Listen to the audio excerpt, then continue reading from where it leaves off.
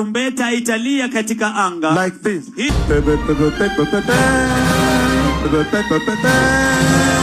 That is how the trumpet will sound. So all influential social media. So Gava pia ilikuwa like you will not believe. Yeah, so just like hata wewe Oguda, you will not believe. So itoka kwa highway. Sasa the gari starts doing like this. Yeah. I'm like, hey, bana. So shuleni unapelekwa forest. But this I'm like, man, this thing is real, bana. These guys are going to kill me, bro. The way people who are abducted used to turn up dead. Now, because of lack of information, somebody went to my mother in the village and broke the news. At you know, Oguda ameshikwa na polisi. Ameenda kwa Oguda. Na ameenda kwa Buda. Ameenda kwa Buda. I do not carry myself with a sense of entitlement, but I will always be grateful to Opio Wandaiban for giving me an opportunity to serve the country. Senior government official. And then people started saying it's Oguda alishikwa mashati na Kithure Kindiki. So did that ever happen? Did you hear that rumor?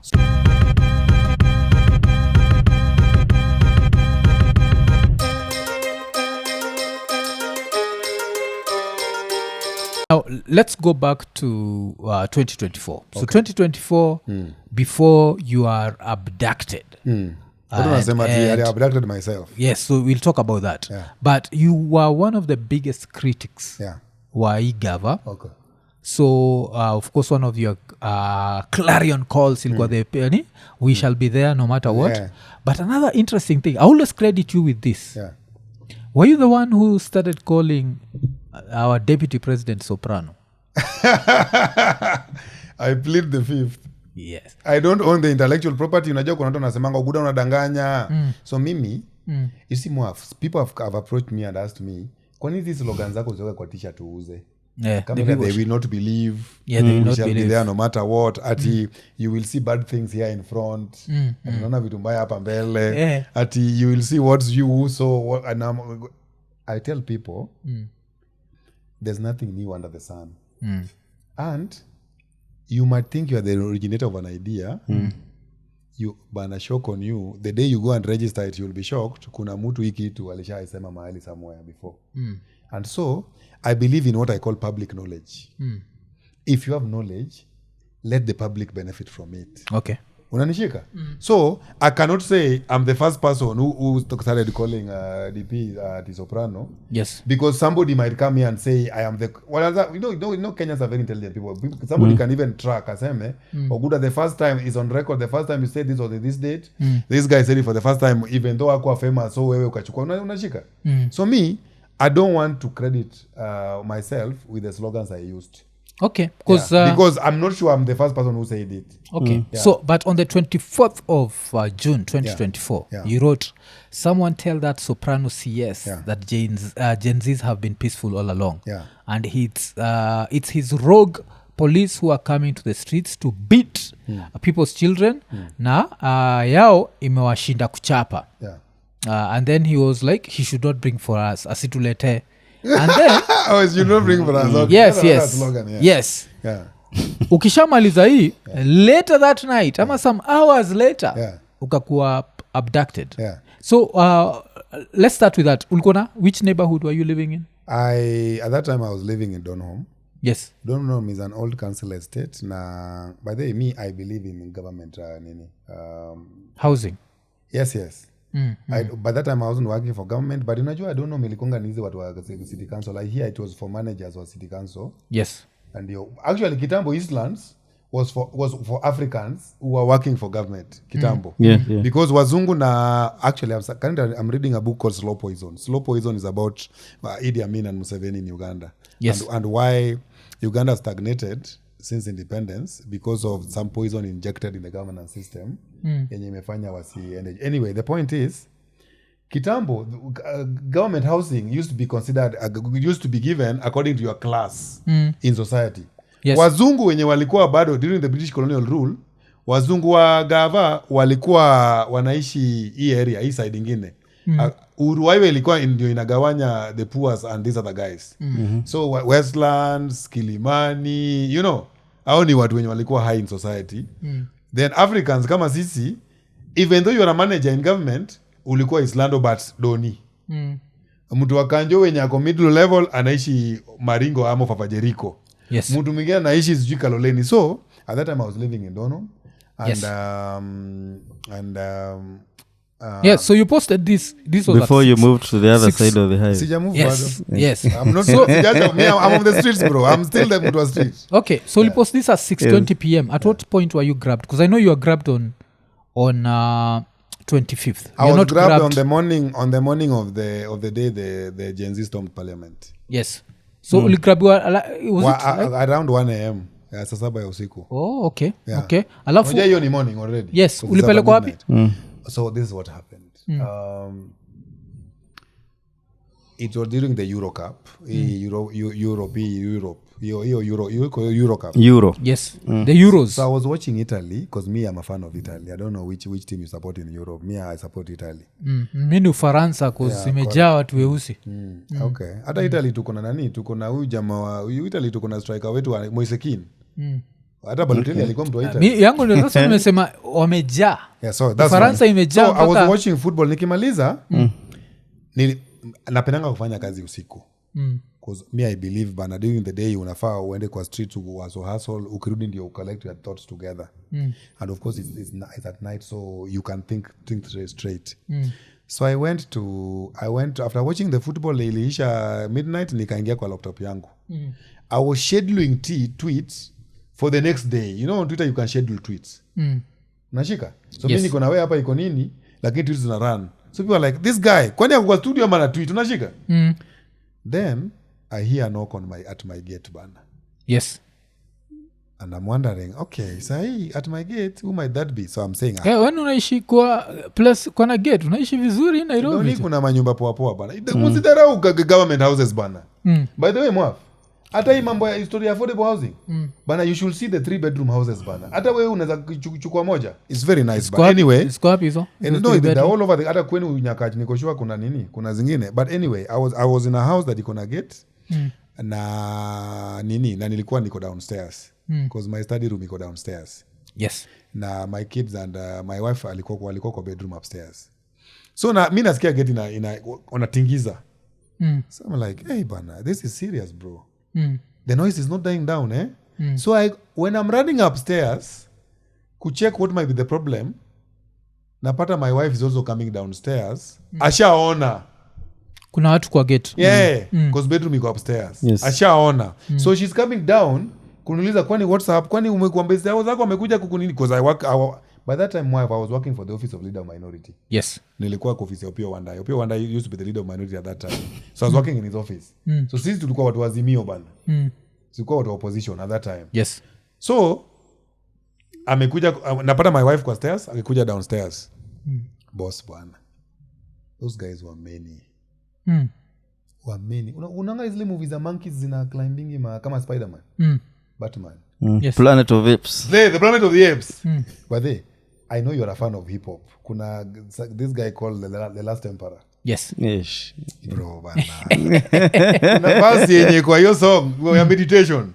Deep concentration, mental boss. Yeah. Kuna story ya Planet of the Apes hapo pia. So, kitu fani ni tukidigress kidogo. Tuko tunaongea majuzi na best yetu anaitwa DJ Zack and I was telling him the way I was trying to get the Last Emperor kuja Kenya. So akikuja lazima ukuje. Bro. Yeah. Bro. You have a million followers on Twitter. Kuna song ya The Last Emperor, KRS-One na Big Zack de la Rocha. Yes. Inaitwa CIA, Criminal in Action. Yes. Bro. Kuja sikio song. I love that song kwa dini yangu bana. Yeah. I'm telling you bana. Bro, napenda hip hop mbaya. Si nimetoka poverty bana. Okay. Si hip hop underground. Kitu funny ni this week coincidences this week he kept quoting Last Emperor for DJ Zack. Ni Jakindu ameenda Kindu kidogo otherwise but that's interesting if you ever get him nita make sure umekuja. But you know Last Emperor kuna degree in political science bana. Yes. You know people think ati kama wewe ni mtu wa hip hop Kenya ati hujaenda shule. Yes najuaga. Bro, for you to be a hip hop artist mpaka ukue in a mental space yenye unaweza digest policy. You communicate policy in a way that kuna lyrics. Because you were mosquitoes hapa. So kuna nini ya Planet of the Apes kwa that. So these guys what might get doing like this. So we decide with my wife there's no need to let them break the gate. Right? It's not necessary, bro. So when you're saying that there are many, they're like how many? How many are you thinking? 'Cause Eventually, I'm when we assuming got for out- you, Yeah. for you and they expect maybe 3 people, 4 people. No, eventually when we got out, I found 7 Subaru Outbacks on my driveway. 7. Yeah. Wastage. 7 Subaru Outbacks on my driveway. Wastage of public resources. So- let's continue. I discovered later that day kulikuwa na msako. Wewe umeishi ghetto, so unajua msako ni nini. Yes. Msako ni siku tukiwa high school, kulikuwa na siku prefects walikuwa wana nini, usiku wanapika watu waamuke wafungue box kwa sababu wanasikia kuna mtu ana smuggle drugs somewhere, so wanaangia box ya kila mtu na wanawachapa vibo.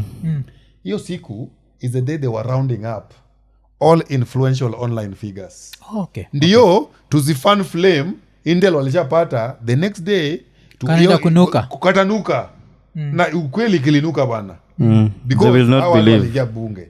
So kulikuwa na msako hiyo day, so they were rounding up So- all influential social media so gava pia ilikuwa like you will not believe. yeah, so just hata wewe Oguda you will not believe, so And you shall not be there no matter what. You shall not be there. so what I did, the first thing I want to be honest with you, when they got into my compound, In your kingdom. the first thing they asked me, wapi hiyo simu, because immediately I saw them, I fired a tweet. Guys, cops are at my gate, you remember? I fired a tweet on Twitter and on Facebook. Yes. Because And nakumbuka tu I still ukisema Huyo tu. jamaa, Police the first thing knocking he on my asked door. me, the guy who Yeah. came first got to me. Sasa imagine mimi ni kama Maduro. So the first CIA guy who got to Maduro, I'm sure the discussion they had with him, is it you or something? So the first thing the guy who first got to me asked me, wapi hiyo simu umetweet sahi? So they wanted to immobilize social media communication for me, so Your last tweet had been at what time? ilikuwa sio one something m before 2 m when they came to me. Oh. Yeah. Oh yeah, you sasa ile wamenikujia. Wamenikujia guys, cops are at my gate, wamenikujia, right? Because I was just raising awareness, but in between Yes. I had called my boss Opio one day just to inform him that guys at my gate, and he promised me he was mobilizing watu wa ODM wakuje wanichukue. By the way, watu wa ODM we are solidarity, we love each other a lot. And when you're working for Jacom used to watch over everyone. So Yes. Jacom used to tell us, if you are at a place when you wanataka usaidizi, call this number, because he used to pair us with people. So, like for me, because I was working for my boss, so Oguda uko na shida, wewe pigia mdosi yako atanipigia, that kind of thing. Yes. The snowball effect. So yeah, I had alerted my boss after firing the tweet. So my boss had promised me, you just cooperate. Yes. Wewe tutafanya, we are doing something about it. That's why I decided just 22 everything will take care of itself later. Yes. Yeah. Oh, so you check, it was at 2:18 a.m. Oh yes, Uliandika, yes. guys. Yes. Cops are at my gate. Yes. Yes. It was in the morning. It was 2 a.m. Ilikuwa saa 8 ya usiku ya. But hiyo msako ilianza 1 hiyo kwenda huko. Yeah. Oh, because this is very interesting, because this was very close to how many hours? Yes, yeah. Very close to 8 hours later, because remember at 6:20 ulikuwa umeongea mbaya juu ya Soprano then ukakujiwa, alafu that's the same night pia waliendea nani Osama Hotel. Waliendea Kasmuel na waliendea Osama pia. Yes. Actually, Yes. Osama tells me later, I've never met Osama, but unajua vile mukibanta Twitter, Osama says ati waliniona apparently when they were coming at me, Osama walikuwa kwa buti ya one of the outbacks. Silikwambia nilikuwa siku ya msako. So they were picking people. Wanakupika na sasa mimi siko kwa buti, I don't know why. Waliniweka kwa back seat. But Osama tells me wao waliweka later tukiconverse hapo kwa Twitter hapo. Kwa hiyo kwa mentions, because Osama was like, oh, Oguda umepatikana, hata mimi hiyo siku tulikuja kwenu, unaona that kind of thing, like hiyo raundi. Okay. Alafu wo filaje ukisikia now people claiming that you and Osama were not abducted, like how does that make you feel? I have never dwelled on that issue ya people blaming me for abducting myself, because you know what, Mwav? Yes. The moment you start sowing seeds of doubt in ordeals za watu, victims of human rights violations, you embolden the state, because you divide the movement. People will never believe your story. Kama sahi mtu wakikujiwa sahi na ukarau sasa na useme ati guys wamenikujia iko nini podcast, people are saying tunajua Mwaf, hata wale watu wanajiabduct tu atarudi tunashika. The moment you start sowing seed, me, I know my ordeal was real, and I am sure even the others, their ordeal were real.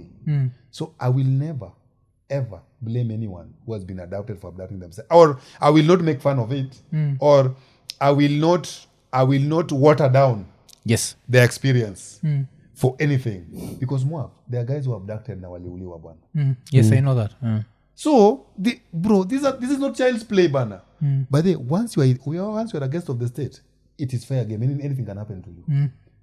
So you never can ever hit your head against the never wall ever hata kama unajua. That's why I respect people like wakina Osama bana. Never ever downplay anyone's experience under the hands of the state. Usiwai, because it can happen to you. And the day it happens to you, you will need people to rally around to help you. Yes. Now imagine kama wewe, kuna huyu jamaa anaitwa Kibet Bull.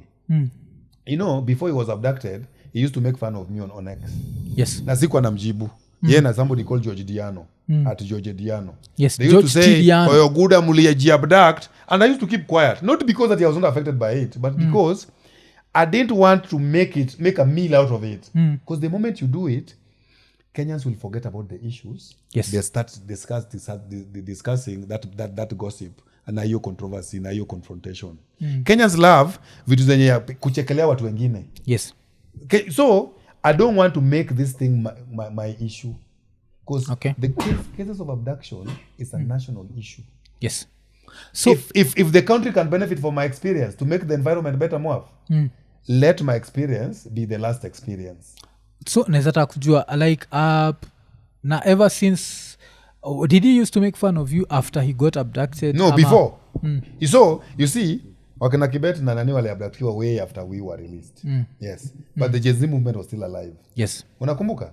So before he faced the ordeal, alikuanga anatuchekelea sana.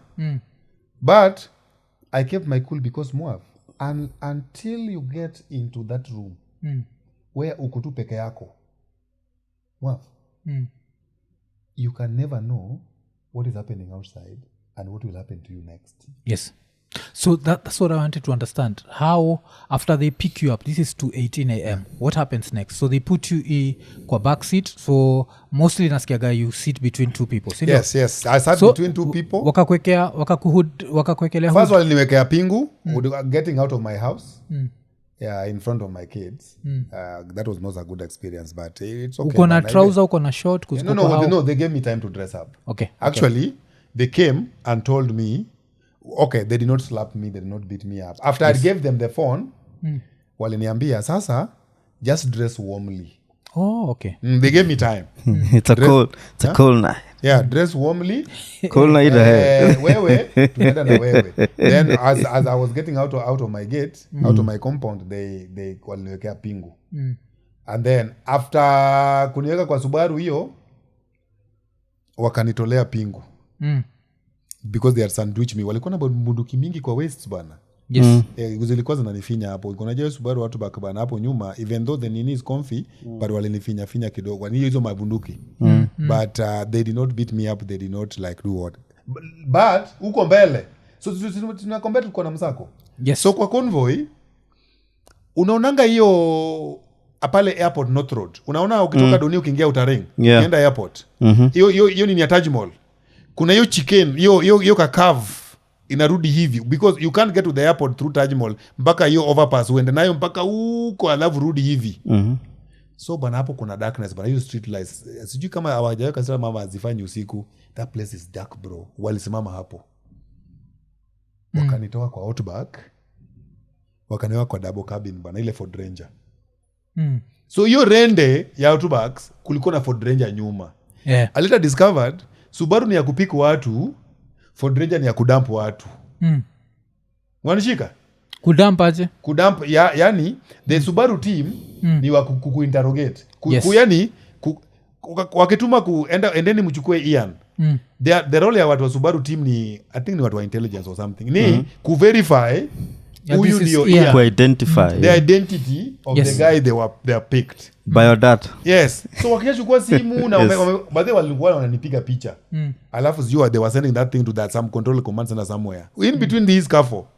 So after they had verified kuna hiyo base station walikuwa wanaambia ni yeye. Tunameconfirm hiyo picha ni yake na those kind of things. Yes. Then they gave them the all clear to hand me over. to now the team ya Ford Ranger we kazi yao tu kwa cabin crew kupeleka kwa cabin crew kuwapeleka kwa destination final destination. Yes. Yeah, so maybe kukudump mahali ama kupeleka kwa police station. Like in my case they took me to Kajiado police station. Oh, okay. Yeah. Okay. But others unajua others walikuwa wanadampiwa kwa dams. Others walikuwa wanadampiwa kwa rive. Others wale. So you remember the guys who were killed during the Gen Z movement. See they were being found in different places. Quarries and stuff. Yeah. So I later discovered team ya Subaru ni team ya ku-identify. Once you've identified na wameconfirm ni yeye, you hand him over. Wanishika? So mimi I was handed over to... Unakumbuka ile siku Katera alishikwa akiwa Lavington? Charles nani who Katera the former MP wa Nandi Hills? That video ya him wakimtoa kwa hiyo yakipiga nduru. Yes. Yakipiga nduru.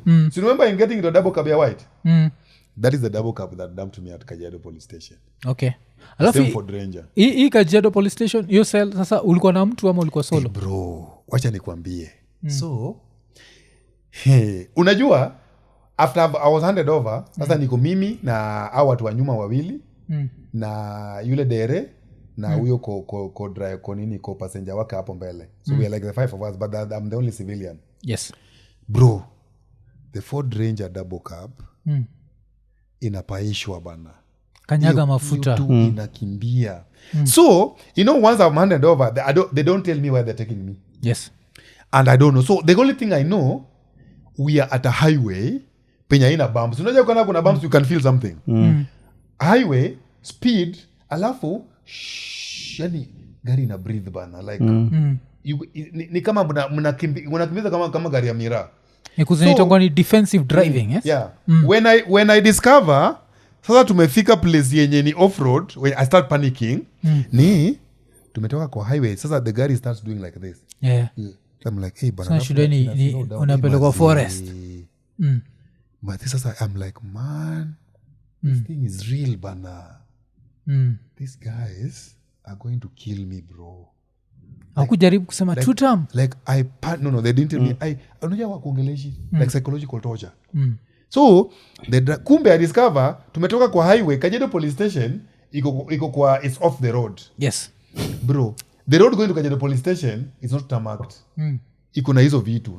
So it's slow. Yes. Una move slow. Slow alafu ni kama uko kwa rocks. Bro, mimi I thought we were going to a forest.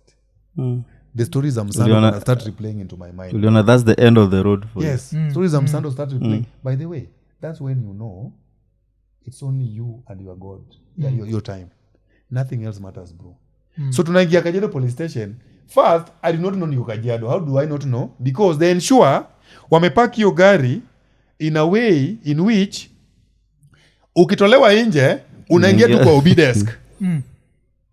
So hauoni buildings ya okay, so when I get out na unaangalia zile magari zinadampiwa kwa police station. Zile magari za manduthi zimekuwa impounded.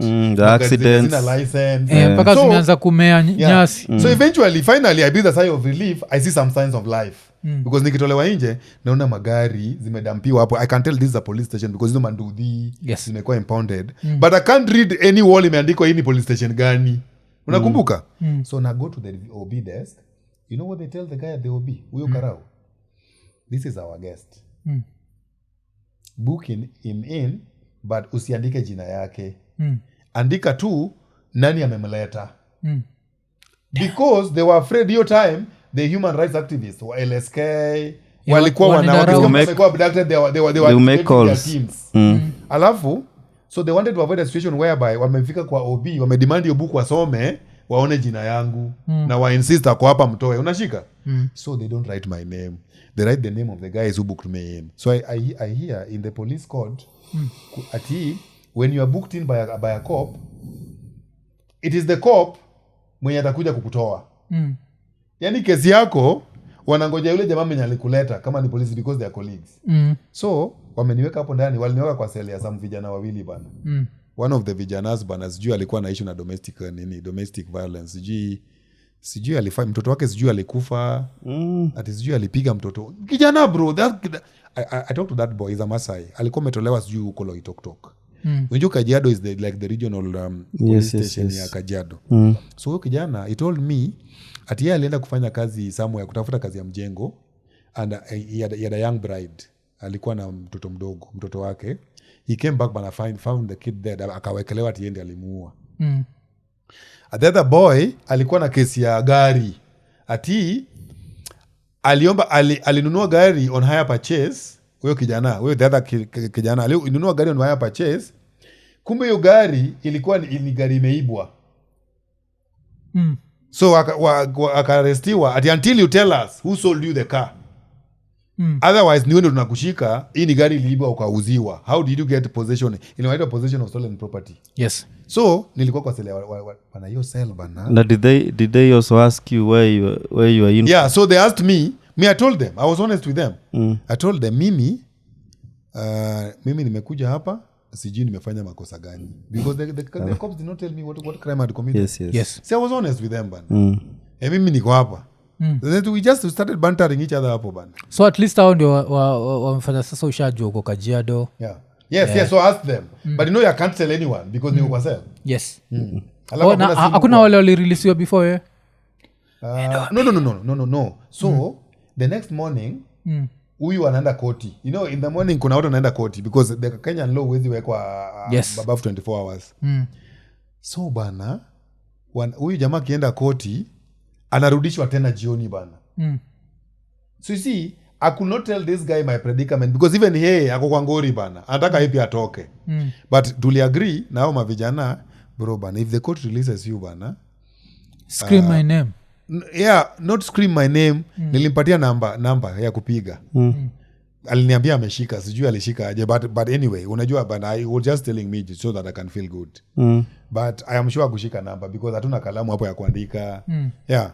But yeah, I told the two boys, if in case leo mmemeta na kodi na mrudi, kwa sababu kwa sel peke yangu, tafadhali bana, pigeni hii namba bana kama mtakumbuka. Yes. I'm honest with you. But I also understand because they later they were brought back. So kesi yao haikuisha. I hear, vile Kenya Court Justice even inafanyika. Unarudishwa remand. Yes. So they came back to my cell. So we were just the two of us. Now the next day. Yes. The next day, hiyo jioni, after they had come, kulikuwa na riots across the country. You remember? Yes. 25th. Yes. So every town kulikuwa na Gen Z protests ya hiyo town. Bana ya Kajiado was worse bana. Ya. Kajiado tara walilima usias na mawe bana. Akakuwa hospitalized. Na walikujia police station ulikuwa? Yeah, si kulikuwa na msako sasa Kajiado town. That evening, that afternoon, nani amepiga usias mawe? Bro, sasa seli yangu ikajaa bana na mavijana. More guests. Because kuna msako bana. Unanishika? That's when I get to know Gen Z wamestorm bunge. Because now I'm getting outside information from these guys who've been rounded up in Kajiado juu wamelima OCS na mawe. Bro bana. That's when I know kumbe ni kubaya bana. Mimi basi ukiwa kwa cell, you don't know what's happening outside. The country might be burning bana na wewe uko tu. Cause hata hizo cell nasikia pia zinakuwa dark. Very dark bana. Very dark. Alafu ziko na hiyo panya. Unajua hiyo bucket ya uwezi gonga uende cho. Si unini hapo kwa hiyo bucket. Bana unakojoa hapo na you even hii long call unafanya hapo. Me, the good thing about me bana, me I'm a child of poverty. Bana bro, me I've slept hungry bana. Unapia loendo. Bro, mimi niko na morota bana. Na nilikuwa nasikia wana enjoy Waititu bana vile Waititu bana ASL ni kama ni second nature to him. By the way, mimi I don't mind for as long as I'm not dead. Me I always say bana there'll be a better day bana. Bana hizi problems one day zitaisha. So if you pialo tuendo? No, alisiko pialo the next morning now alini but nilikojoa hapo. I think ile tu ile ya kupanda. Na sasa vile hizi raya zote zimeletwa za kupiga OCS, hakuna tu raya inaingia tu kama pialo immediately. Sasa kuna raia hapo bana alikuwa amekazwa bana. I think but the cops came and opened the cell and Nini uko nje. Yeah, I mean for that moment apparently when they were arrested those boys word went round. Unajua sasa hiyo ni Kajiado, hiyo ni home. So wakisikia kuna msako mtu ajarudi nyumbani, sasa obedience kilikuwa imejaa, my parents na my relatives wana check kama mtoto wangu pia aliarestiwa leo. Yes. So that's the time when cell inafunguliwa, nani anataka kwenda kunini kujisaidia, then you go and that kind of thing. But the night before mimi nilikojoa kwa hiyo bucket. Oh, okay. Okay. Nilipata kama wale pia walishakojoa hapo bana. So I mean it's okay bana. Alafu hakuna mattress hapo bana. Alafu your cell ni ndogo. Alafu but the only window iko there bana ni huko juu. Hata uone jua. So mimi nilipata wamekojoa, wakaniambia bana hata wewe kojoa tu hapo. Bana wewe bana, so sisi ni kama wewe. Lakini sasa si nini by the time wanakam on 25th night have they heard of Gabriel Oguda? No, none of them had heard about me. So even the two guys who left in the morning wakitoka wajui who they this didn't know who Oguda I guy. was. I'm honest with you. This is interesting. It shows you how information works. Because on the Twitter side, everyone was there. Free Oguda. No, they didn't know about me, I'll be honest. Because had they known about me, singewambia chupigeni namba. Wangeenda huko wa Twitter ama, sindio? Si wangeenda wangenijua mimi nani. Yes. Ile message nilikuwa nawambia leo mkikuwa released and then mpige hii namba, singewambia hivyo. Ningewambia tu and then mseme Oguda ako Kajiado police station wa muende. Unaona? But no one there knew me. I'm honest with you. Okay. Yeah. And then you are released when? I was released on the morning after. Unakumbuka after the... So, I'm arrested on the 25th night. Yes. About 25th morning. 25th morning. Yes. 25th morning.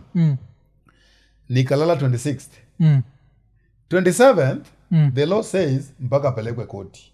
Because more than 24 hours, sasa ni habeas corpus. Ile habeas corpus ya produce him dead or alive. Dead. Yes. Unanishika? So, it was imperative upon them to produce me in court.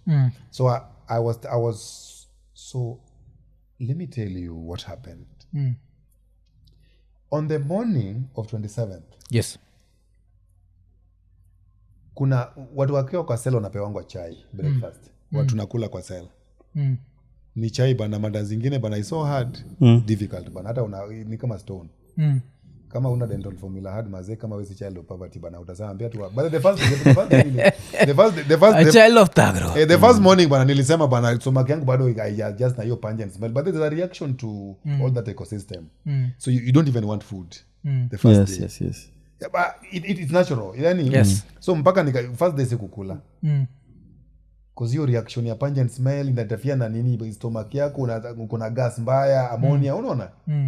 So ni njaa ndio sasa inakufanya ukubali hiyo chakula whether you like it or not. Because mimi siwezi enda hunger strike bana. So the day, that morning, before we are produced in Nini too, but we were not told what was happening because mimi nilikuwa to get of the state. Yes. Somebody, I don't know who that person was. I think these guys mwenye wana nini wanatumwanga kusafisha cell. Because in the morning wanasafisha cell, unatoa hiyo bucket, unashika. Somebody, I asked somebody, bro, unaweza kuwa na simu? Hiyo moment ya kufungua cell kufagia, because wanafagia na uko ndani utoki. But that guy was at the phone bana. Hey, I told the guy bana, God bless you. Nipatie ata call back. Unajua hii reverse call ya Safaricom yeye kama una do unaweza pick alafu na jamaa na pick. Reverse call. Bro. I called one of my family members bana, they picked bana. I told them Kajiado police station. Nikafinya bato. Because at that time any people were just wanting ako wapi. Bro. In 2 hours LSK ya Kajiado ishafika bro. In 2 hours. Yes. LSK ya Kajiado. Bana, I have to give props to the Law Society of Kenya bana. People just don't know the kind of work those guys do in a difficult environment. Faith Odhiambo did a lot of rounds. Bana, Faith Odhiambo. But they have never met Faith like this. It's Odhiambo or Odhiambo? Odhiambo, okay. Faith Odhiambo. Ona, Ali activate team of lawyers. Immediately, my family called them ati tumesikia kwa Kajiado police station. In 2 hours. Hiyo morning hiyo ya 5 am 6 am hiyo. By 7:38. Kuna watu hapo. Ndio naambiwa ati now you are being taken to court. Bro, si charge sheet ikakata kukuja. Unajua for you to go to court you must be processed by the DPP. The director of proper ile charge sheet unaonanga watu wanasema you've been charged for touting. Apparently phone calls inapigwa because apparently sawa washajua huyu jamaa amepatikana. Yes. So what do we do with him? And we can't give him a defective charge sheet because, you know, bro, charge sheet did not come. See, I was released like that after wasting my time for all those days. Yeah. Oh, okay. Yeah. So now you're released. Yeah. Alafu, so where do you go? Kenda home straight, huh? Bro, let me tell you. I found myself just wanting to be free. You know the way Nelson Mandela says freedom has a price. Sasa mimi ukiwa kwa cell kama ushaingia kwa cell, mimi niko sure wewe ni kijana wa ghetto ushaingia kwa cell. But ukiwa kwa cell, you just want to be free. You don't care where you are taken after that. You just want to breathe fresh air. Ukue in circulation outside. Yes. Wanishika. Yeah, so see, I went back to my family. Yeah. Okay. Yeah. And then so this is how long does it take before the handshake between Raila and see the handshake happens in September. Okay, in September. I think it was 1 more month. Because this thing happens in August. Handshake happens in August. Because this thing happens in June. Kuisha huko June 20 something. So I thought it took July, then August. I think late July or early August. August 1st or 2nd huko. I think. Okay. Because I got my letter of termination from Bunge because when I was working for the Leader of Minorities office, my tenure at the office of Leader of Minority was pegged to the office holder. So ni kama when the office holder leaves or dies, hata we uko jobless. So I got my letter from Bunge for termination August 4th, I think. So that was his last day in office. The candid CS for energy up here one day. Yes. So I think the handshake happens late July. Not the handshake, the broad-based government. Hiyo ya kwenda kwa the ministry. Late July or early August. Yeah. Hii ile kulikuwa na ile meeting, the one that nani alikuwa what was it called? There's this one where Sifuna was flipping the pages and he looked like he was depressed. Yes. Sasa the Nini signed much later. It's signed much later. Because wakina Mbadi na Wandae walienda huko without any arrangement, any agreement. There was nothing on paper. I think it was just a gentleman's agreement between Jacob and the president. Yes. There was nothing in writing. Yeah. And the 10-point agenda happens much later. Unakumbuka tukienda kuswim KICC? Ile ya Jacob na Echi wameita watu kwa mkutano wakuja watuongeleshe. Yes. That one happens in August. Okay. Because and each time, so at what point are you told to call off the dogs? Because you used to be a really big critic of the government. So immediately I'm released, Jacob calls me to go to his office. If you've seen a photo of me and Jacob in a white coat, in a white blazer, na mimi niko in all blue. We call it the Azimio blue. By the way, hiyo ndio ingekuwa suti yangu at Jacob being president. Yes. Unakumbuka nikiambianga watu Taylor step on Charan. Unakumbukanga? We used to tell guys Azimio is going to win. Taylor to unakumbuka? Now that was my Azimio suit. So Jacob calls me immediately I'm released. And he tells me to go to his office because he wants to talk to me. Yes. About things. The good thing about Jacob used to explain to you what's happening. Because Jacob always said, all these things, you might be working for one day, but you are all my people. Yes. So when Gen Zs were saying, we are leaderless, me, I used to tell them, mimi si leaderless. Mimi niko na leader. So if you say I've betrayed you, mimi sija kubetray. Kwa sababu first of all, wewe ulikuwa una leader, mimi I used to take instructions from Jacob. So that's why when Jacob calls me and paints for me the picture, so Jacob explains to me all what is happening. Why? So what picture did he paint for you? No, Jacob, you know the two kind of things Jacob say about the country was going down. And he had to salvage the situation as a statesman. Jacob walked me through that journey. You know, Oguda bana, this country, we also got it from other people. We are not the ones who built it. There are people who built it before us, and there are people who come after us to build it. Our Aita Aisha. Yes. So you want to be a contributor to the building, not to the destroying. There's a Kiswahili proverb that says kujenga nyumba ni rahisi, kujenga nyumba ni kazi ngumu, kubomoa hata siku moja tu. Yeah. So Jacob painted for me the picture and walked me through the journey of convincing me nitulie tu kidogo. This is now on the 27th still. No, he did not call me immediately. Yeah. Unajua I had to go and meet my family to come. Unajua Yes. kuna mtu alienda home bana. Let me tell you because I did not say this. When I was abducted, kuna mtu alipeleka nduru nyumbani bana nimekufa. Oh. Yes. You know the way people who were abducted used to turn up dead. Now, because of lack of information, somebody went to my mother in the village and broke the news. Usenege. At you know, Oguda ameshikwa na polisi. Ameenda kwa Gugda. Na ameenda kwa Buda. Ameenda kwa Buda. Bro. I had to go to meet my mother first. Okay. My mother thought I was a ghost bana. Ulienda Dala. Enda Dala bana, me I'm from Seme. In a Jimo village, me I'm from Seme, but so Seme uliendaje? Public transport? Drive? No. By that time I used to work for Bunge bana. So I can't lie to you. Nilichukua Jambo Jet. Haraka. Kisumu airport. Alafu nikachukua gari, nikaenda home. Okay. Yeah, I was just alone bana. So I was just coming down my mother bana. My mother was really distraught bana. Mpaka amefanya na bonga koro. Pia mafa amepanda Jambo Jet. Yeah. So ulika for how long? Nilika home for say a week. A week just visiting the villagers, just telling them I'm alive. It might not be the best of situations because even me I was traumatized, but we thank God I'm alive. Okay. Because you know, Muaf, I always believe where there's life, there's hope. I live for that slogan. Where there's life, there's hope. There's hope. Life is for the living. You can't live life when you are dead. Uwezi enda sherehe kama umekufa. Uwezi change life ya watu wenu wa ushago kama umekufa. Uwezi peleka mtoto wako shule kama umekufa. You have to be alive first, hata kama una job. You'll pick up yourself later, but you are alive. So you need to be alive to be hopeful for a better tomorrow. Okay. Yeah. So I was there for say a week, just coming down villagers, because apparently somebody had gone there, but just to traumatize my mom.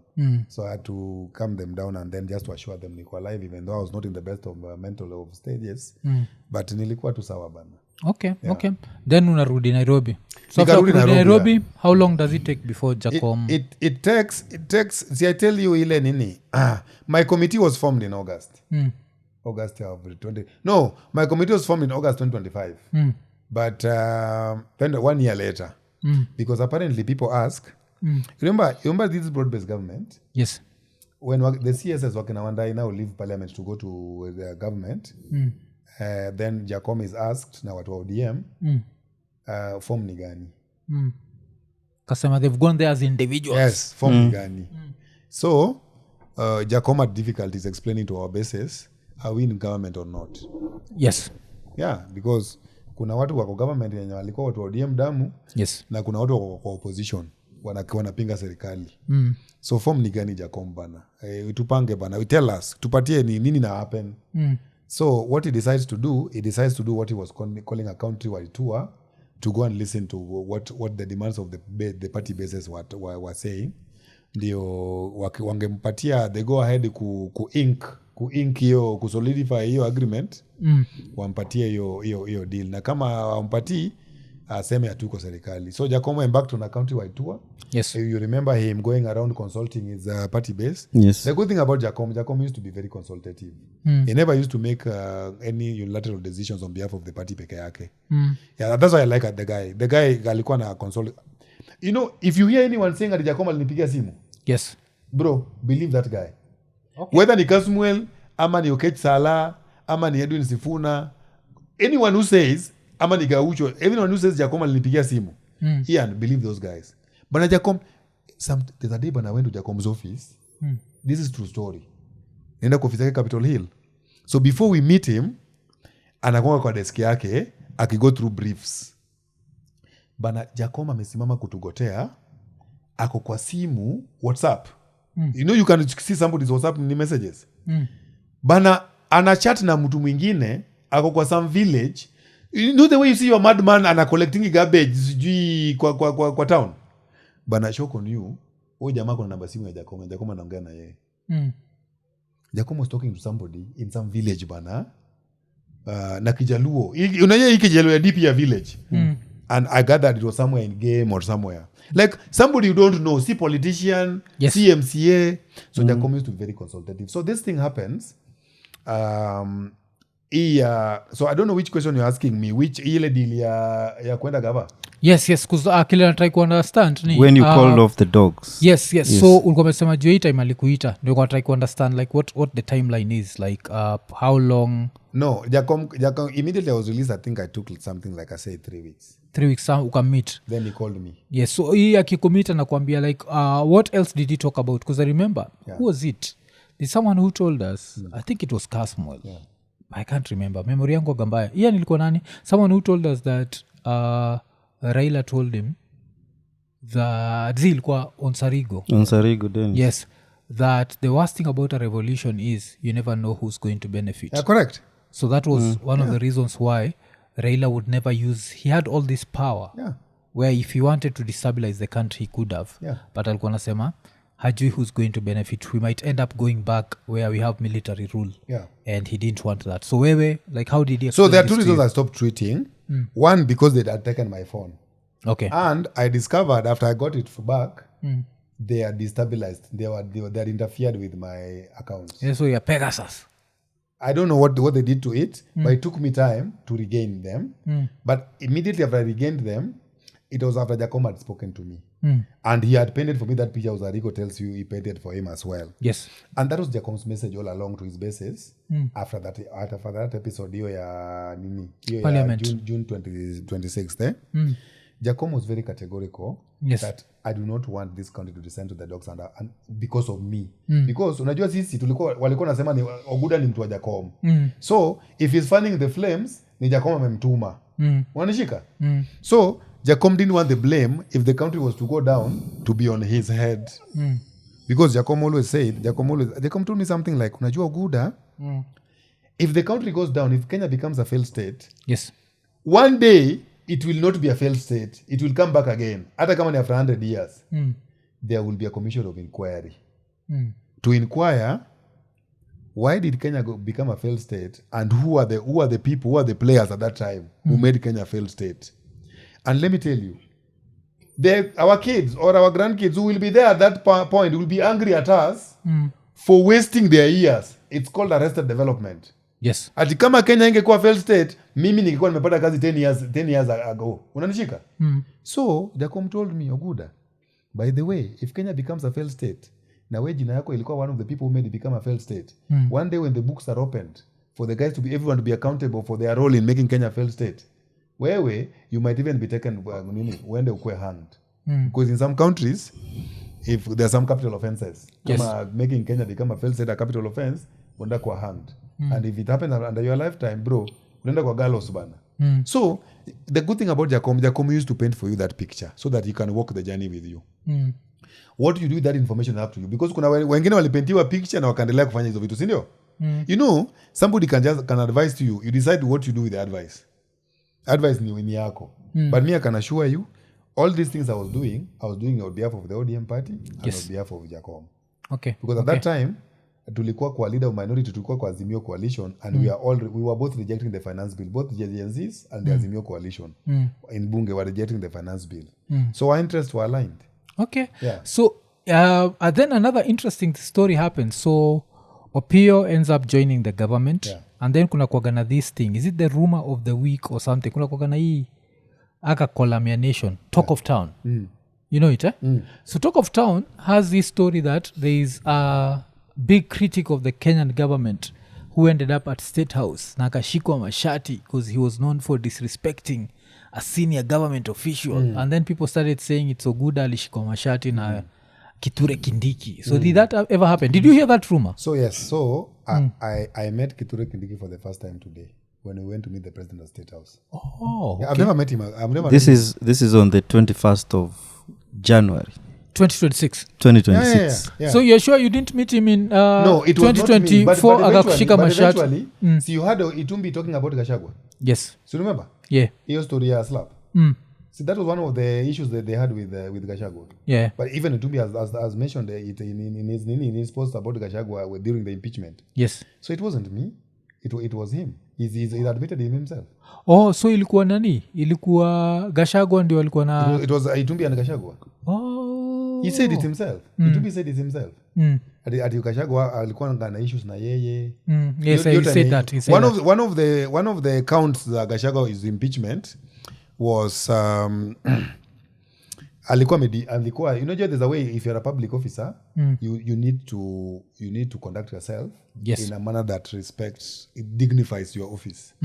So apparently Gachagua was this guy who was petty, used to pick fights with low level staff. Yes. You know, and anawauliza mundane questions, things that are not related to their work. Unaona? Just because he felt threatened. I think akona ego issues. I don't know. But it won't be later say that ilikuwa ni yeye na ni Gachagua alimthreaten. Yeah. Oh, because I think I heard it kwa nani? This leader of majority bunge. Ichungwa akiwa the so-called Nini spice before Nani moved to nation. Yes. Kana Nduoko na Sitimuga na Eric Latif. Yes. That so I've never met Nini Kindiki until today morning. When so William Limit, how was the meeting Kindiki? Today? Yes. Today? No, we did not speak. You know, in government apparently bana, you know, ati ukiwa kwa gava kuna delegation ya visiting delegation na kuna government delegation. Ati kuna mpaka protocol ya vile watu wanakaa. So sisi tukiingia tunaingia kwa side yetu ya table. Side government wakiingia wanaingia kwa side yao ya table. Then the president, in this case the guy chairing the meeting, who is the president, ndio anasalimia watu wote. Wanashika like the end and go around anasalimia watu wote because he's the one who's convened the meeting. But we did not have a chance to speak to the DP because walikuwa kwa rolling program. Hata tukiwa kwa hiyo meeting kuna watu wanakuwa wanatungojea nje. Yeah. Oh, okay. So we did not have a chance to speak. Okay. So ulikata kuconfirm if you're the origin, the guy who started this story yote ya Soprano? No, because listen, I know I might have made tweets to the effect, but I don't want to say ati ni mimi alafu jamaa mwingine akuja sema ni mimi. Yes. So lakini so intellectual property sitaki ni on you. Yeah, but another thing ile lazima to bongeju yako ni if you had to go back to tweets zako za 2024, they were very interesting. Like one that I still like ilikuwa ni someone has advised Justin Muturi to clarify the statements attributed to him in today's Standard before Ruto finishes speaking in tongues at the State House chapel. They will not believe. So how does this guy who is mocking the president this way end up being one of the biggest supporters in quotes of the president? No, and I'm putting supporters in quotes. No, you know, let me tell you. I have painted for you the picture like this. Yes. That at the time I was doing all those, I was working for Jacom. Right? And it is Jacom who took us here. Yes. But the Kazi, Jacom signed off on my appointment.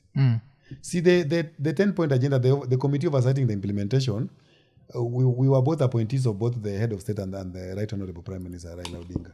It's the two of them. They came together to form this committee. This committee is both ODM and UDA ban. It's not us alone. Like in our committee, we are 5 people. Our chair is from ODM.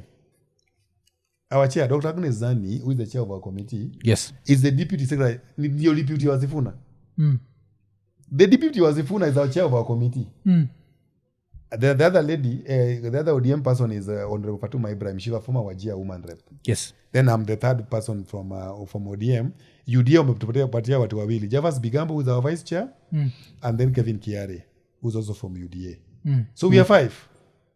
But mimi ni mtu ODM. I was seconded to the committee by the ODM party. That's Jacom who signed off on my appointment. Actually, before the president made the announcement of our committee, Jacom called me and informed me, amenipatia kazi hapo. He told me. Oh, okay. Yeah. Okay. So I'm not a supporter of the president. Listen, nimewekwa hapa kufanya kazi. Unaona? I want it. Let me make it look like this. After our tenure is over, yes, I will go back to whatever I will go back to because I will be a citizen of Kenya still because sitahama Kenya. But at the time the Gen Z needs to know, at the time the Gen Z movement happens, I was working for Raila Odinga. I was in the Office of Leader Minority, National Assembly, Parliament, Opio Wandai. Yes. But then, Mwaf, what you don't know also, I was shortlisted for Principal Secretary. Yes, that's what even like kitu moja Ian kept asking me Oguda ni PS1 ni Oguda ni PS1 alafu niamwambia zi Oguda si PS. Yes, I was shortlisted nikaenda interviews. Yes. Part of the Nini, the got ODM kuingia serikali. So ulikuwa nafaa kwa PS1?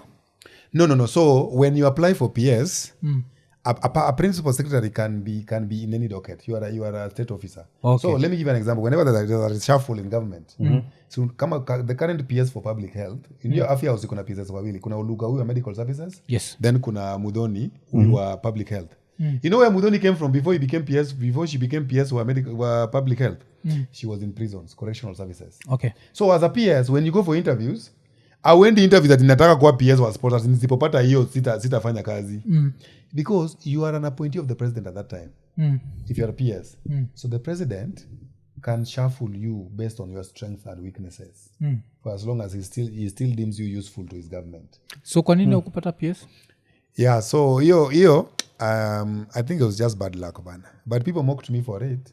Yeah, kuna watu walinichekelea sana bana. Yeah. But hapo kwa PS hapo pia nilisikia kwa PS ati bado Kindiki ndiye alikataa ku approve. Hey bana, walinimock sana bana. But you know, Mwaf, let me ask you. Wewe ukienda ku apply job, you know, in a typical situation Ian, when somebody goes to apply for a job, yes, people wish him well.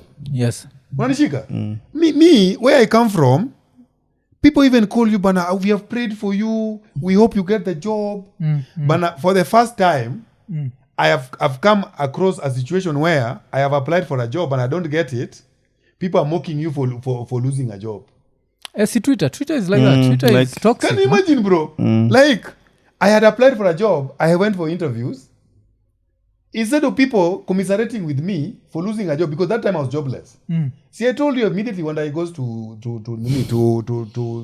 Kawi House, mimi tena yangu ya bunge pia imeisha because my appointment was tied to the office holder. Yes. Bro, I was jobless between the time when I leaves and the time nawekwa kwa hii committee for national duty. Oh, okay. Yeah. Unanishika? So, let me break the news for you. When people were mocking me ati I'm jobless na kula pesa ya broad-based, I am actually jobless. Na kuna pesa unakula? No. Tag rock tu. I'm telling you, bro. Like, I can tell you for the first time that when people were saying ati Oguda nakula pesa na Wandai, so I did not go with Wandai to the Minister of Energy. I did not go with him. Yes. Did he inform you of his departure because you are... Yes. No, we had a meeting as an office. I am the one who chose not to go with him. But when people were telling me ati nakula pesa broad-based, I did not want, you know, there's this tendency on social media for people to make issues about themselves. So I did not want it to be a subject of discussion. Like ati Oguda unakula pesa broad-based because I had the option of saying ati unajua hata mimi waliniacha kwa mataa ati hawakunipatia kazi. I had the option of saying that. But I did not say. Mimi, I accepted all those criticism ya my boss because Wanda is still my boss. Bana, once you are boss, always your boss. Bana, me, that's what I grew up knowing. So, because when I was working for him, it's called public officers ethics. There's ethical code of conduct, official secrets. There are some government documents that comes to your desk. Kuna vitu wezi sema, right? So, sikutaka I throw my boss akuwe subject of Twitter ridicule because what Twitter, I am losing a job, they are mocking me, right? Iyo ni after PS nimeapply tukenda rigorous interviews, nimekuwa shortlisted, sijawekwa, they are mocking me. Now imagine had I told them that you guys are blaming me for eating broad-based money na hata niko jobless, niko kwa mawe. Yes. Imagine how it would have been for my boss. It would have been 10 times worse. Now, the pain will have been inflicted by somebody who alipatia kazi. So me, I always tell people, bana, me, I'm not entitled, bana. I do not carry myself with a sense of entitlement. But I will always be grateful to Opio Wandai, bana, for giving me an opportunity to serve the country. I am telling you, and I was serving at his discretion. Yes. Right? And he did well to inform us in advance. Mimi, nitawawacha. But the good thing about him, alitupanga, bana. Alituambia, sitawacha mteseke. Sitawacha mteseke, bana. As you look for another opportunity, bana, I don't want to hear that you are not paying your rent, those kind of things. Also, at least I'll gonna handle no, bana, he used to help me, bana. Bro, bana. That is why, Mwaf, if one day iko Nini imeisha, na we ni beste wa Ian kama ni kazi ilioleta pamoja, maintain that sense of brotherhood, bro. Yes. I'm telling you. Because you never know what will happen again. So mimi naambianga watu nilikuja Nairobi kusoma. In between kusoma nilipata watu wenye wamenishikilia mkono. Yes. To make, because I don't say that you have been Snoop Dogg anasemanga at first of all I want to thank me for believing in me. Unakumbuka hiyo speech? Yeah. So me, as much as I want to thank me for believing in me, there are people who have helped me to be here, bana. Yes. I don't want to be ungrateful. And one of them is Honorable Pio Wandai, bana. So that's why when I don't want me to be the reason that people are fighting him. So when people are blaming me for eating broad-based money, na mimi niko kwa mawe, hata mimi nateseka, it is me and my wife and my close family members and my kids who knew my predicament. Na siku nataka niende ni waembarrass huko nje bana. Because I mean, why would I do that? Right? Yes. So I was jobless between that period before I got into this committee. Yeah. Okay. But it's interesting because I think people situally expect ruling ya mafutani immediately. No. Honor, you can go to government records because me, I'm pro-transparency. Yes. I am not an employee. I have never been an employee of the Ministry of Nini of Energy or Petroleum. Neither have I been given any tender. Neither have I benefited from the Ministry of Energy since Opio and I went there. Hata kuna mtoto yangu ameandikwa hapo, hakuna anyone. Nini? Mtu mwenye mimi nimepeleka huko. Because first, I wanted the boss. When the boss went to the Ministry of Energy, I like using this word called painting for us a picture. Alipata kama hii ofisi kulikuwa na mtu mwingine mbeleni. It was just a reshuffle. Yes. Because the guy was Chirchir, who is now the Minister for Transport. So, Wanda is a professional. You know Wanda used to work in the private sector before he became a politician. He used to work for BAT, his last posting. He's a BSc Agricultural Economics. Okay. Hi, bro, bana. Boss, you need to meet Wanda bana. He doesn't talk much, but hapa, Wanda interrogates policy bana. That's why it was easier for me to work with him. Because bana kuna politicians wengine hii mtani. Hata washikanishi kitu bana. Ukitaka ku advise bana hata washikanishi. I'm not mentioning names, you know them. Yes. So now tunashikanisha sisi. So now when he went there, he told us, you guys, sitaki mulie huko nje nimewabandon, but I want you to give me time ni understand hii kazi nimepewa na His Excellency the President, because it's an onerous duty. Na sitaki niingie pale niwaanze kuwa promise vitu sijui siko sure nitadeliver. Yes. Wanashika. So mimi, what I know I like about him, the guy is forthright with you. Anakuambia, Oguda, nipatie time ni settle. Nataka first of all ni understand hii kazi nimepewa ni kazi gani. What is this thing I've gone into? And what does the president expect of me? Right? So, and what will be the public expectation of me? First, once you've secured that area mpaka sasa uko sawa sasa you are fish to water, then you can start saying, Oguda bana, sasa ulikuwa unasemaje? Right? Because he can't be useful to me when even himself he's still finding his footing. Okay. But meanwhile he told us, sitawawacha hivyo bana muteseke. Bana hakuna mtu alikuwa anafanyia Wandai kazi. And we were many by the way in that office. Mwenye unaweza sema alikuwa kwa mawe. Okay. Hakuna. But me I had to wait for long because even being between that time I told him bana nisaidie kupata EPS bana because even me I want to serve Kenyans. Then watu wanaanza kunichekelea bana ati nimekosa PS bana. It was a big thing bana. I was trending number 1 bana for almost 1 week. People making fun of somebody who's not been hired bana. In which world of math bana? I think but Twitter inakuwaga very interesting, especially when you are a Twitter big week. Sisi on all my small weeks. It was very interesting that early this week, I think it was on Monday, I was watching the Obina show. So walikuwa na watu wa mic check. And Chaxi said something that I think I'd said the same exact morning nikianalyze kitu nikisema that shida ya Twitter, Kenya's Twitter, it's super negative. And I remember him saying something close to that. So I think that comes with the territory. Utapata the amount of hate ama celebrations were coming from Twitter more than any other forum. I think it's just the way that Twitter operates. Nacheki. That's why even we mwenyewe, since zile siku za the people shall, yani unajua like hizo siku za we shall be there, people used to enjoy that because it was to a certain level negative towards the government. So I think that's the modus operandi ya yes. So ya this is what Twitter. I usually tell people about that issue very quickly. Yes. I usually say this, Ian. Whether you are in the government or you are in the opposition, we all agree that we mean well for Kenya. Yes. When you're criticizing government, you want them to do things that helps the country grow. Yenye umeona hawafanyi. When you're in government, you want to help Kenyans directly because you are the guys running the country. Yes. So let's all begin by agreeing that whether you're criticizing the government or you're supporting the government, we all mean well for Kenya. Right? And so we should not criticize for criticizing sake. So that when you are called to come and do those things you used to say, like in this case, my case, umesema ati munatuua polisi, si ndio?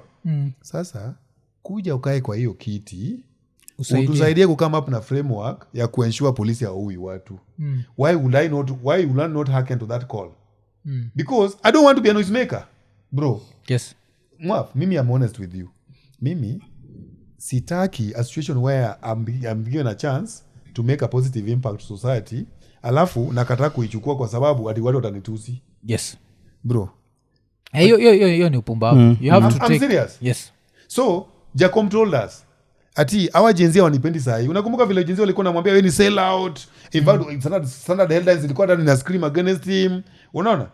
Jacom told us one day they will remember me. Unakumbuka vile alikufa? Who was the first person to mourn Jacom? See, the same guys who are mocking him. Unaona?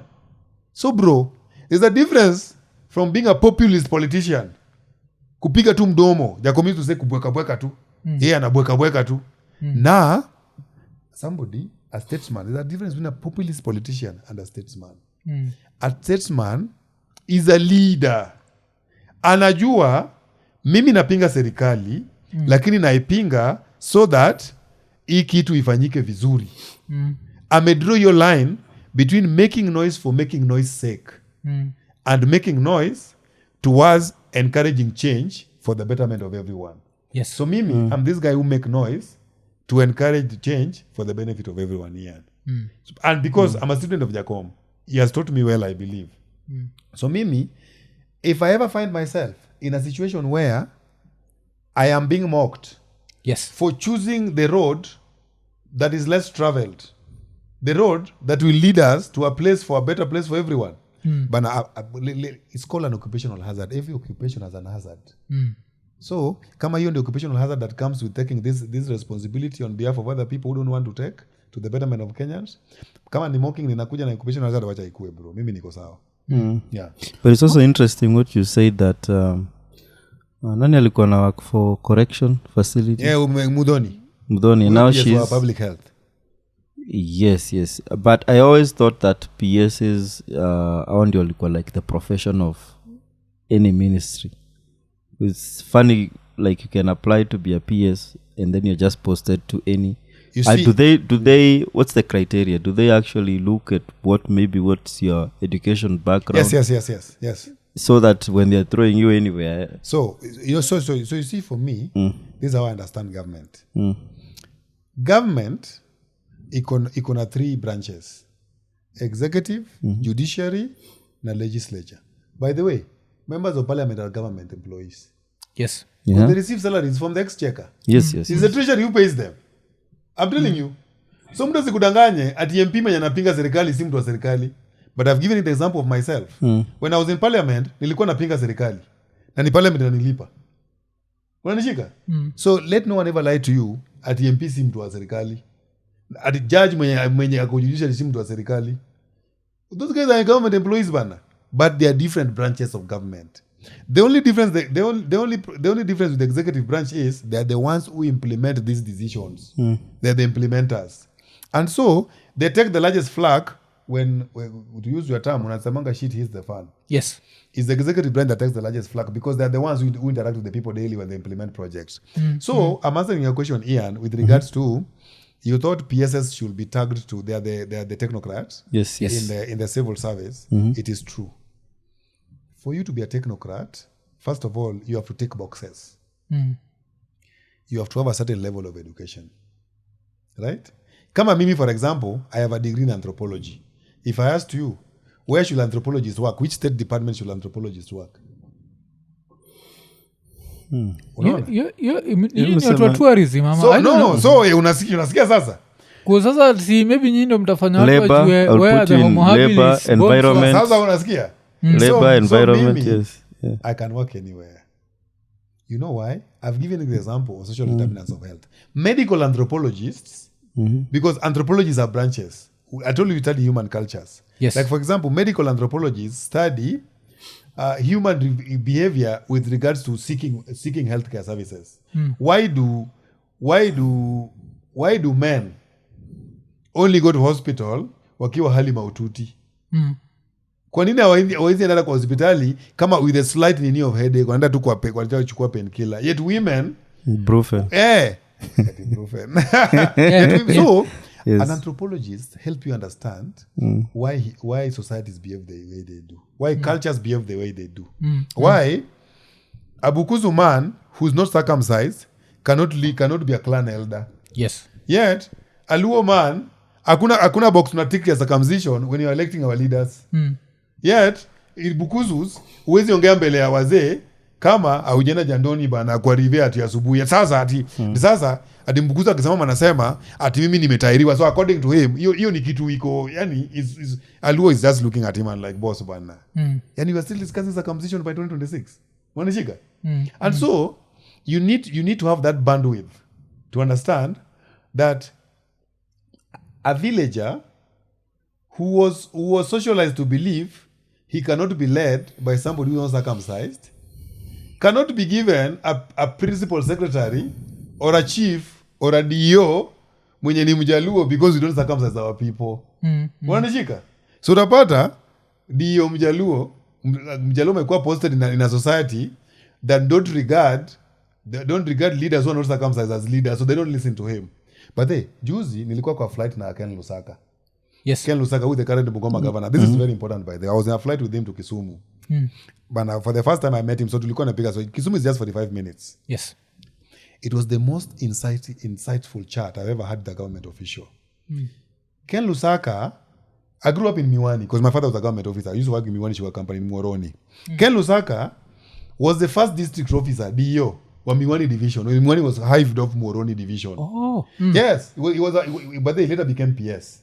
Your time ya Kibaki, I think Kibaki or Moi. So I asked Ken Lusaka, for the first time I met him, I asked him, I saw in the board, hiyo board ya provincial former administrator na wanaandika wanga forms what from which year to which year. The year of tenure. Yeah, so year of tenure. So I saw his name as the first DO. I asked him, by the way, I saw that you were the first DO of Miwani division when it was hived off Muoroni. How was your experience being a Bukusu, because it's from Bungoma, with Luos? How was your experience being the first DO in Luo Nyanza? You know what he told me? Nini Wajaluo, I got culture shock bana.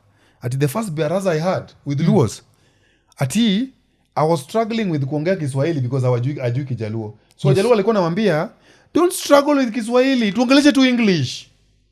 Hadi sisi hata mnyanye the grandmother in the village in Kano anaelewa English, bro.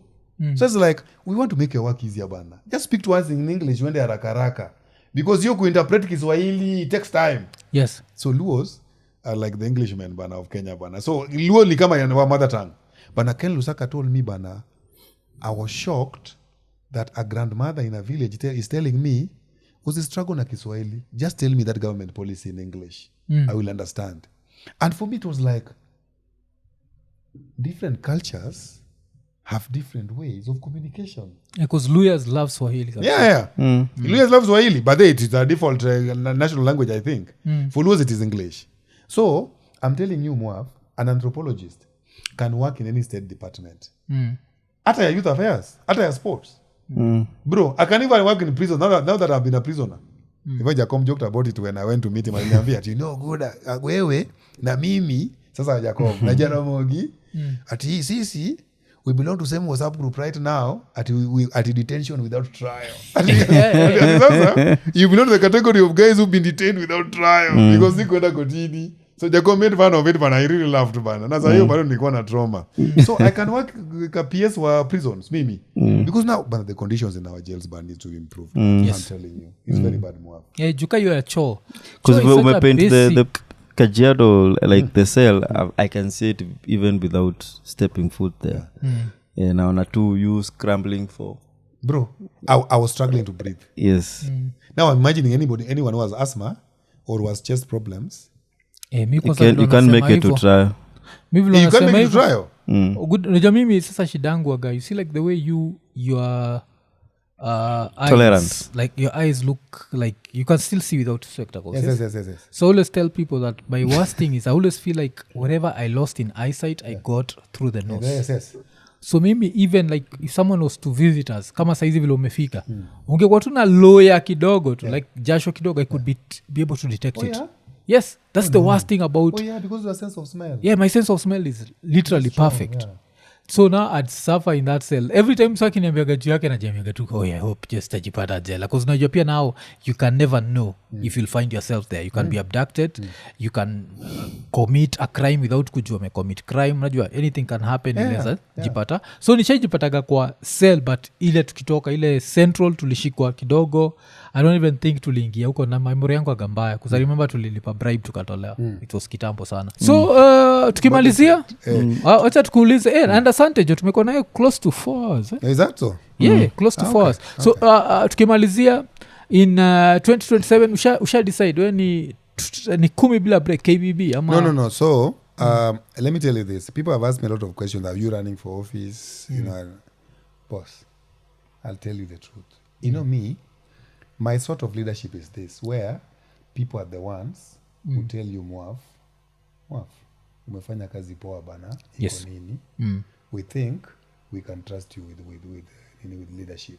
Yes. It is not me, because what you're asking me to do is to tell people what to political direction. No, it is them to tell us. Yes. Based on the 10-point agenda, because that's where I am. What do you feel about? Come and tell us what you feel about this, so that we can go and advise the powers that be. May I believe in the public speaking, not the leader speaking. So I can't say it is you 1 term or 2 term or no term or quarter term, because what that automatically does to you is unawekwa kwa box. Yes. Atio hani watu wa munyoro. Atio ni boss. Whether you are in 1 term or 2 term, if you are suffering in your house, bro, chanting a slogan will not help you. The issues remain the same. So, why don't we address the issues, bro? Ndio, Kenyans ndio wajiamulie, by the way, bana, hawa watu wali address issues ya ukweli, bana.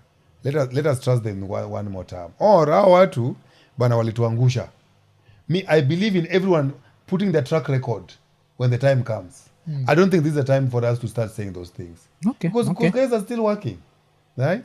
Kama sisi hatujamaliza kazi yetu ya kuwapatia report the public on na hii kitu yenye iko na timeline ama iko na timeline. So we are supposed to give the public a report on the first anniversary of the signing of the MOU. The MOU was signed on March last year. March 7. We are going to give you a progress report on March. Oh, okay. Yes, in 2 months time. It's March 7. March 7, yes. We tutawapatia report. We will face the public and give you a report on the status of implementation of the 10-point agenda. So that you can hold us accountable. And the report we will give ni nyinyi ndio mtatuambia tuambia watu. Yes. Yeah. See report yetu. That is why we are encouraging the public to write to us. To send us memoranda. You should not only lament, give us solutions. How do you want this to be addressed? Ndio tukifika pale tukawapatia report to the HE tunamwambia, by the way, Kenyans walisema on history ya protests wanaonelewa ikue hivi bana. It will be a win-win solution for both the protesters and the police. Unanishika? I want a situation whereby even Kenyans come up with the solutions to their problems. Ndio wa hold government accountable based on the solutions they provided. Yes. Yeah. Si ati unasema ati alafu mkiambiwa si mtu sasa na ideas bana to implement, then you say sasa mimi ni different. Mimi nataka napiga kelele nikijua something needs to change. if you ask me to come and ensure the change is effective, I will do my best. I will not run away from responsibility. So mi napenda responsibility. Trust me with responsibility. Because unaonanga hii poem ya, it's not a poem. This Nini by Theodore Roosevelt, The Man in the Arena. You know it by. It is not the critic who counts. Not the doer of the deed who did what. The credit belongs to the man in the arena. Yes, who is marred by sweat and dust. Who even if he fails, he would have at least failed gallantly. Yes. And he will not belong to the group who neither knows victory nor defeat. Yes. You know, if you run away from the responsibility, you neither know victory nor defeat. You're neither a winner nor a loser. That's not the mark of leadership. Yes. The mark of leadership is taking responsibility, going into the arena, so that your face can be marred by sweat and dust and blood and tears. So that even if you fail, you have failed gallantly.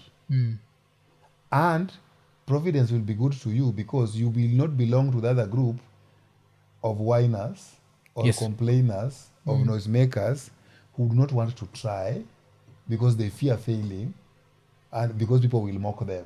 And ulifail. Bana bro, enda ujaribu hiyo kitu bana.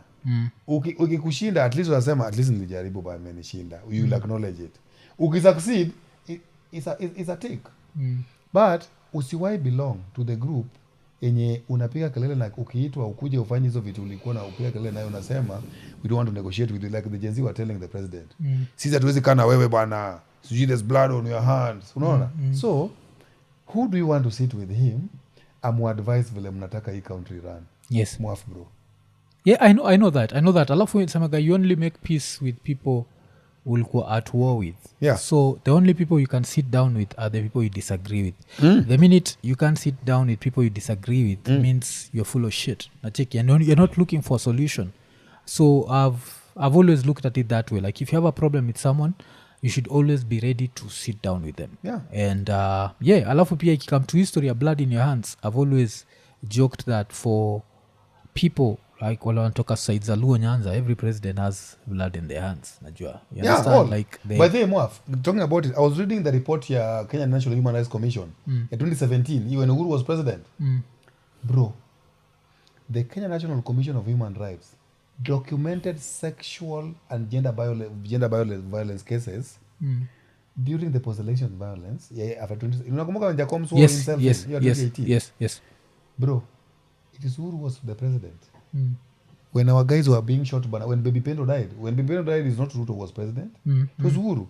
Why do we have selective amnesia? That's what I'm saying. Like even for them, I don't blame them. I always say like I'm not going to blame anyone who does not know that these atrocities have always happened. Yeah. The only thing I'm going to tell you is, since they've already happened, we are not justifying them. Correct. We're telling no, we are not justifying anything. We need to change the system. It's not a person. It's not a personality thing. It's not a Ruto, Uhuru, Kibaki, Moi, or Jomo thing. No.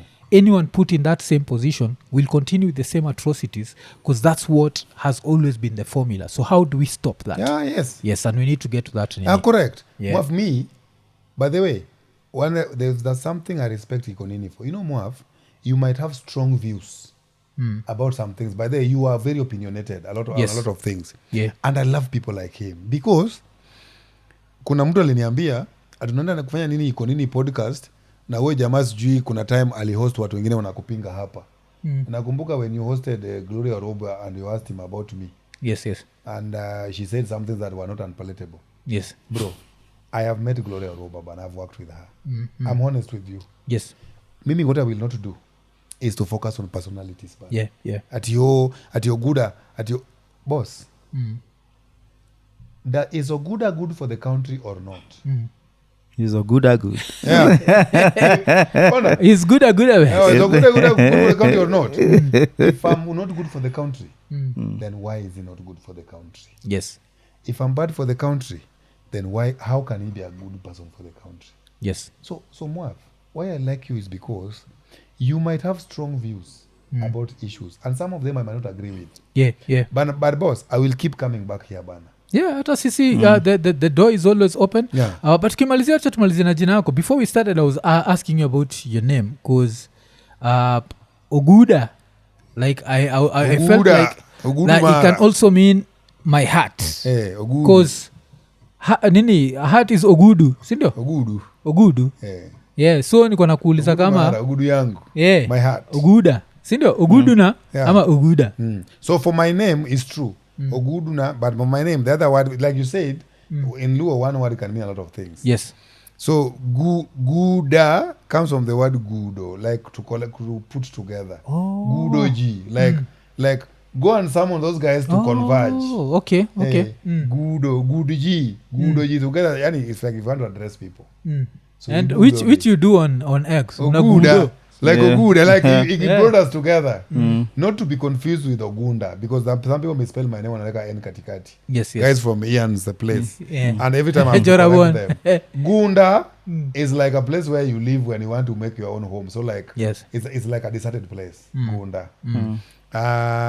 Gunda is like Ogunia. Yeah, Gunda. Gunda. So Ogunda is like Gunia yangu. Ogunda means the person who belongs to the Gunda. Yani. So one word can mean a lot of things. Yes. But mine is to, because that's my father, and he told me mine is derived from you, is to yakugudo watu together. Like usually, kitambo, when my father was the only son to my grandfather. And so, his birth, yes, my father is the one called Oguda. I am called Oweti. Yeah, so his birth brought people together. Yes. Unanishika? Like my father bana, before he was born, my grandfather used to have kids alafu walegonga na wanakufa. Bana. So he's the only son. Of course later bana walipata watoto wengine, my other grandmothers, but by other aunties, but my father is the only son to my grandfather. So eventually unajua kitambo the male, the river and the source, the river and the source, like another rock for my slaying, the male figure, because we are a patriarchal society. So eventually when my father was born, finally they found a son who could survive, because others were dying at childbirth. So nasema for the first time wamepata mtu wa kuleta watu, yani kumarvel at the fact that finally we found somebody who can survive. So aliwagudo together, alileta watu wengi together. Okay. Yes. Yeah. So that's my father, and I'm proud of it. Even me, I think, and vile nagudo watu on X. So I think I'm proud of that name as well. Alafu leo tuna hope umegudo watu on YouTube. So imekuwa ni episode 597. No, your joke was, if an empire is ruled by an emperor, a kingdom is ruled by a king, what is a country ruled by? Na ile alisema. So like, subscribe, hit the notification button, tell a friend. Tukimalizia tukisema eka nene. I have a brother-in-law who loves you, bana. He's called Steve Ovan. Steve, salute, man. Steve Ovan. Leo nimemeet mwafu. Nitamwambia kutumia kitu. Ama wewe ndio utumie. Yeye ndiye atumie.